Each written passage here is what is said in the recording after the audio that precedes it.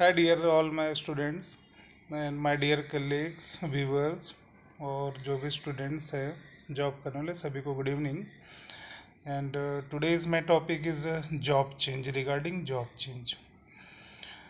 तो job change का जो कंसेप्ट है इसका वीडियो का आज इसलिए आया क्योंकि लास्ट फ्यू ईयर्स में जॉब चेंजेस मैंने बहुत लोगों को देखे और अभी रिसेंटली ऑर्गेनाइजेशन में भी देख रहा हूँ। तो इसके लिए I have make my mind set कि जॉब चेंज पर एक वीडियो होना ही चाहिए। अभी आपके पास 4 कंडीशंस होती हैं, 3 to 4 condition are always matter for the job change. तो जॉब चेंज के लिए जो सबसे पहली फर्स्ट कंडीशन होती है that is a toxic culture. Toxic culture का मतलब होता है कि वहाँ पर हर तरफ की नेगेटिविटी है कल्चर में, और एक पॉइजनस कल्चर है कि मतलब जहाँ पर आदमी हैरेसमेंट हो जाती है, मेंटालिटी उसकी वीक हो जाती है, मोरल डाउन हो जाता है और उसको हर काम में उसके डिसएडवांटेज ही दिखाई देते हैं। बट टॉक्सिस कल्चर सिर्फ एक एम्प्लॉय के लिए नहीं होता। If there is a toxic culture in organisation means almost more than 50% से ज़्यादा लोग उस टॉक्सिस कल्चर को सर्वाइव करते हैं, तब जाके फील होती है कि that is a toxic culture. ठीक है, तो जो फर्स्ट स्टेप होती है कोई भी ऑर्गेनाइजेशन में जॉब चेंज की, that is a toxic culture. मतलब जहाँ पर आपके मेंटल हेल्थ का किसी को कोई ख्याल नहीं है, अननेसेसरी आपको डिप्रेशन रहेगा जॉब में, अननेसेसरी टारगेट्स रहेंगे, अननेसेसरी कम्युनिकेशन है और आपको काम करने की लिबर्टी नहीं रही जाएगी। और काम के साथ साथ में वहाँ पर मल्टीपल हर्डल्स लोग पैदा करते हैं। बट इसमें सबसे बड़ा फेल्योर मैनेजमेंट का होता है, क्योंकि मैनेजमेंट इस चीज़ को ओवरलुक करता है, मतलब ध्यान नहीं देता है। तो धीरे धीरे वो कल्चर जो है टॉक्सिसिटी में कन्वर्ट हो जाता है और ऐसे में क्या होता है कि एम्प्लॉय वहाँ पे कंफर्टेबल फील नहीं करता है और एक फिक्स टाइम के बाद वो जॉब चेंज के लिए उठ खड़ा होता है, क्योंकि क्या उसके कंफर्ट के हिसाब से या उसको जो लिबर्टी चाहिए, जो अथॉरिटी चाहिए, जो उसको जॉब करने के लिए जो एक फ्री फ्लो चाहिए, एक माइंडसेट चाहिए, कोऑर्डिनेशन चाहिए, सपोर्ट चाहिए, ये जितनी भी चीज़ें हों सभी रिवर्स गियर में चले जाते हैं। तो वो ऑलमोस्ट सभी के साथ होता है। तो ये टॉक्सिस कल्चर का साइन है, उसका सिंबल है। तो ये फर्स्ट कंडीशन होती है जो सबसे हाई प्रायोरिटी पे मार्केट में देखी गई है और जो सर्वे में भी सबसे ज़्यादा इसी पर ही लोगों ने अपने वोट्स देते हैं कि टॉक्सिस कल्चर सबसे ज़्यादा मैटर करता है जॉब चेंज के लिए लोगों को। ठीक है, टॉक्सिस कल्चर में क्या होता है, मोस्टली हायर मैनेजमेंट रिस्पॉन्सिबल होती है, जो कि इस चीज़ के लिए सबसे ज़्यादा वो ब्लेम किया जाता है और रियलिटी में दे आर ब्लेमेबल, वो हैं भी लोग, क्योंकि टॉक्सिस कल्चर उनके ही थ्रू नीचे जाता है। काम करने वाले आदमी काम करते हैं, बट जो डिसीजन मेकर हैं, जो अथॉरिटीज़ हैं, टॉक्सिस कल्चर वो लोग पैदा करते हैं ऑर्गेनाइजेशन में। That is a very bad thing. इतना मतलब गई गुजरी सोच रहती है, पता नहीं, आई डोंट नो, बट बहुत ही ख़राब चीज़ होती है टॉक्सिस कल्चर और इससे उभर पाना आसान नहीं है। आप जॉब चेंज तो कर लेते हैं, लेकिन पिछले कंपनी का जो टॉक्सिस कल्चर आपके दिमाग में जो आपने झेला रहता है ना, वो 2-4 महीने के बाद ही उतरता है। अगर नेक्स्ट ऑर्गेनाइजेशन आपने अगर अच्छा पकड़ा तो। अगेन अगर आप टॉक्सिस कल्चर में गए तो क्या होगा पता नहीं, आई डोंट नो। आदमी डिप्रेशन का मरीज हो जाता है, पेशेंट भी बन जाते हैं लोग, और कई लोग तो मतलब इतने मतलब हीन भावना में आ जाते हैं कि वो जॉब ही करने से डरने लग जाते हैं। इस तरह के भी रिजल्ट्स हो जाते हैं। ठीक है, तो इस पे आपको ध्यान रखना है, फोकस रखना है। अगर ऐसे कल्चर का आपको अगर वहाँ पर कुछ डेवलपमेंट दिख रहा है टॉक्सिस कल्चर का, तो you have to need to change the job और अच्छा जॉब ढूंढें और अच्छा रिसर्च करें, अच्छा रेफरेंस लें और पता करके ही किसी इंडस्ट्री में ज्वाइन करें जहाँ पे आपको इस कल्चर से रिलेटेड कोई चीज़ वहाँ पर ना हो। ठीक है, सेकंड जो होती है जॉब चेंज की कंडीशन मेजोरिटी देखी गई है, वो होती है सैलरी के लिए, हाइक के लिए होती है। बहुत सारी कंपनियां हैं जो ईयर वाइज एवरी ईयर जो उनको इंक्रीमेंट देना रहता है, उसके परसेंटेज राइज बहुत कम रखते हैं, 5%, 6%, 7%। तो इस तरह की जो हाइक्स होती हैं वो काफ़ी कम होती हैं। उसमें मेजोरिटी ही एम्प्लॉयमेंट जो है सफ़र करता है, क्योंकि हर साल जिस हिसाब से चीज़ों की कॉस्ट बढ़ रही है, महंगाई बढ़ रही है और जो अमेनिटीज़ हैं, जो फैसिलिटीज़ हैं, वो सभी कॉस्टली होती जा रही है। इवन तो आप बाहर घूमने जाते हैं, खाने जाते हैं, तो वो सभी चीज़ें कॉस्टली होती जा रही हैं। तो एक वहाँ पर भी बहुत इम्पेक्ट पड़ता है कि आपका बजट डिस्टर्ब होता है। अगर आपको अच्छा राइज, आपको अच्छा हाइक्स और परसेंटेज इंक्रीमेंट नहीं मिलता है, तो भी आपको जॉब चेंज के लिए आप बेबस और मजबूर हो जाते हैं, ठीक है। तो ये भी एक केस मेजोरिटी देखी गई है जॉब चेंज के लिए कि लोगों को सैलरी कम पड़ती है। चलो ठीक है, सैलरी किसी की कम होगी, किसी की ज़्यादा होगी, depend on condition, experience, education और नंबर ऑफ जॉब चेंज के हिसाब से भी फ़र्क पड़ता है। बट यहाँ पे मैं इसके डीप में नहीं जाऊँगा, इसके लिए मैं अदर वीडियो में ये सब चीज़ों के डीप में बता सकता हूँ। यहाँ पर मुझे खाली ये कहना गया था कि सेकेंड स्टेप में लोग सैलरी हाइक के लिए चेंज करते हैं। लेकिन यहाँ पे सैलरी हाइक वाले में एक चीज़ मैं आपको सजेस्ट करूँगा कि एवरी ईयर जॉब चेंज ना करो। एटलीस्ट किसी ऑर्गेनाइजेशन में आप गए हो तो 2 से 3 साल वहाँ पे स्टेबिलिटी लो। अगर कल्चर बहुत अच्छा है, टॉक्सिस नहीं है, आपके हिसाब से आप अच्छा काम कर पा रहे हैं, आपको सपोर्ट अच्छा है, मैनेजमेंट अच्छा है, सब कुछ अच्छा है, तो इस केस में सैलरी हाइक के लिए जॉब ना चेंज करें। क्योंकि क्या होता है, सैलरी के चक्कर में जॉब चेंज करने में अगर टॉक्सिस कल्चर मिल गया ना, तो वो बढ़ी हुई सैलरी पूरी ख़त्म हो जाती, कोई उसका वैल्यू नहीं है, क्योंकि आप डिप्रेशन पेशेंट, उसके बाद आप मानसिक तनाव के शिकारी हो जाते हैं, हमेशा जॉब की इनसिक्योरिटी आपके दिमाग में बैठी रहेगी, तो वो कोई फ़ायदा नहीं है ऐसी सैलरी का। वो सिर्फ आपका एक पॉकेट में जो बजट है वो अमाउंट आपका बढ़ा देगा, लेकिन आप साल भर में 6 महीने में जॉब फिर वापस छोड़ने के लिए बेबस हो जाएंगे। तो सैलरी हाइक लेने के लिए जो जॉब चेंज है वो आप कल्चर देख के चेंज कीजिए।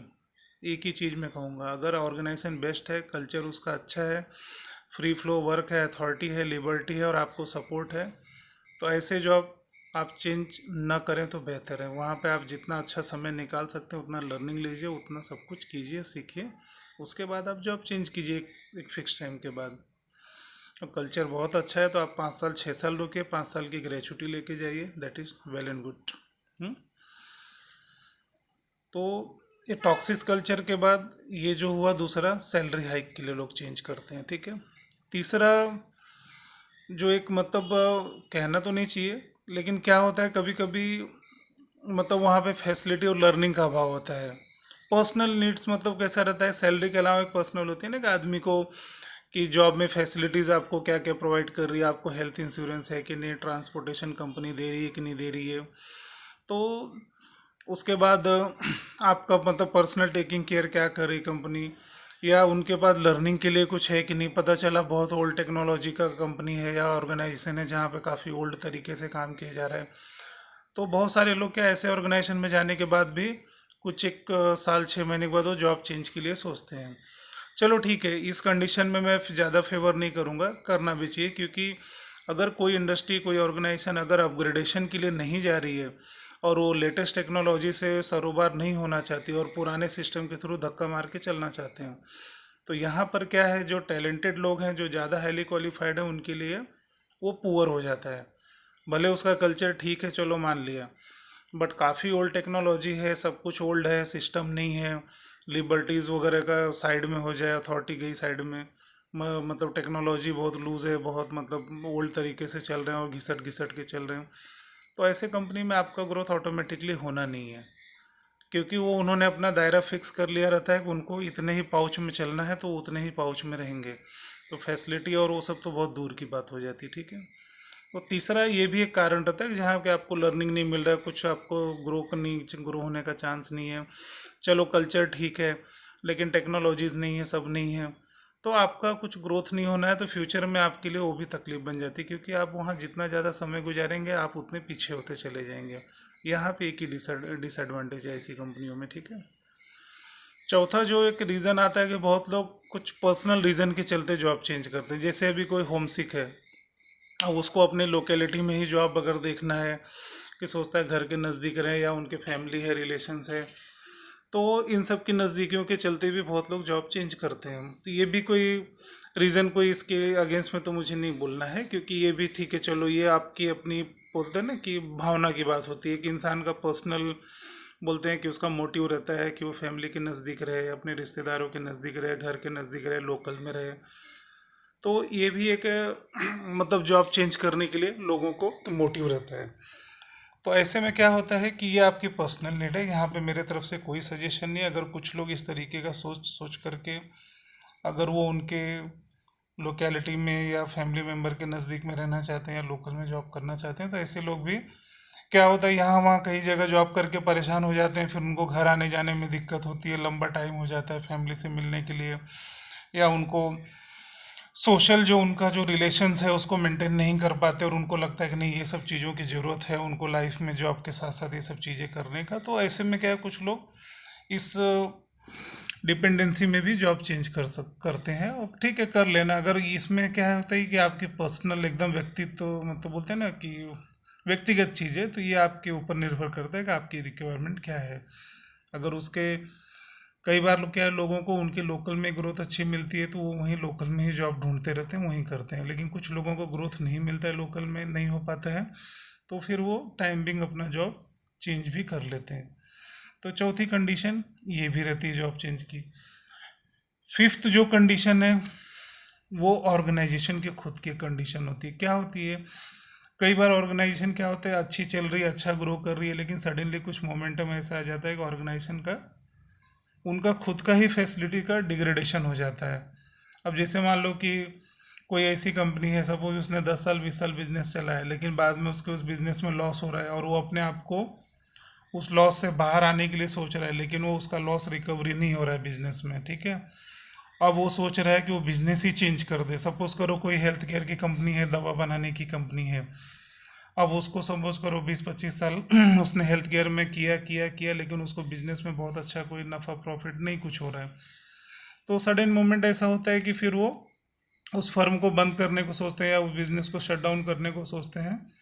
उसके बाद वो कोई न्यू बिजनेस में इंटरेस्ट ले लेते हैं, ठीक है। तो ऐसे केस में क्या होता है कि कुछ कंपनियां तो चलो एडवांस में धीरे धीरे अपने एम्प्लॉयमेंट में बातें सर्कुलेट कर देते हैं कि भाई हमें बिजनेस बंद करने जा रहे हैं, अभी 2 4 6 महीने तक चलेगा, उसके बाद हम इसको पूरा क्लोज करेंगे। तो उस केस में भी एम्प्लॉयमेंट को एक नोटिफिकेशन दे दी जाती है कि आप अपने अपने जॉब ढूंढ लीजिए, और आप अपना अपना जो भी हिसाब किताब बनता है वो अपना क्लियर करके निकल जाइए। तो ये भी एक कंडीशन है, बट ये अनइवन कंडीशन है, इसमें मैं और आप कुछ नहीं कर सकते। अगर किसी ऑर्गेनाइजेशन की ऐसी कंडीशन आती है तो वो ठीक है, वो उनका अपना ओन डिसीजन होता है। तो ऐसे में भी आपको जॉब चेंज कर लेनी चाहिए, ठीक है। तो ये तो मतलब अनइवन कंडीशन है, इसमें कोई भी शर्त या कोई भी एडवांटेज डिसएडवांटेज नहीं देखना है। Freely you have to move out from there, जितना जल्दी हो सके कर लेना चाहिए।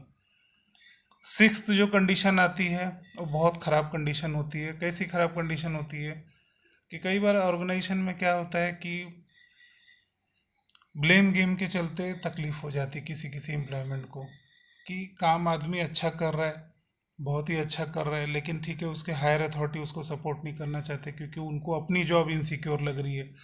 अब सपोज़ करो कि मैं एक हायर अथॉरिटी हूँ, अब मेरे नीचे का एम्प्लॉय बहुत अच्छा काम कर रहा है, अब मुझे लग रहा है कि उसके काम करने के चलते मैनेजमेंट की निगाह उसके ऊपर टिक गई है।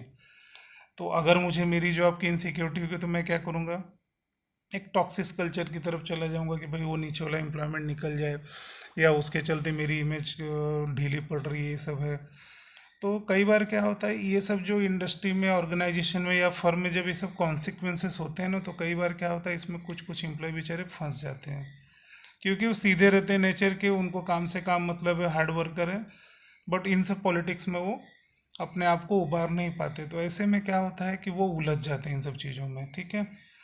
तो कई बार क्या होता है कुछ एम्प्लॉयमेंट इसी चक्कर में कुछ उनसे ब्लंडर मिस्टेक हो गया, या मतलब ज़्यादा दिमाग पे ले लिया कोई चीज़, काम पे ध्यान नहीं कर पा रहे हैं, फोकस नहीं कर पा रहे हैं, अननेसेसरी उनका जो बॉस है उनको इस तरीके से परेशान कर रहा है। तो कई बार क्या होता है कि कुछ गलत सही उनके हाथ से काम, या उनको किसी गलत चीज़ों में फंसा दिया जाता है।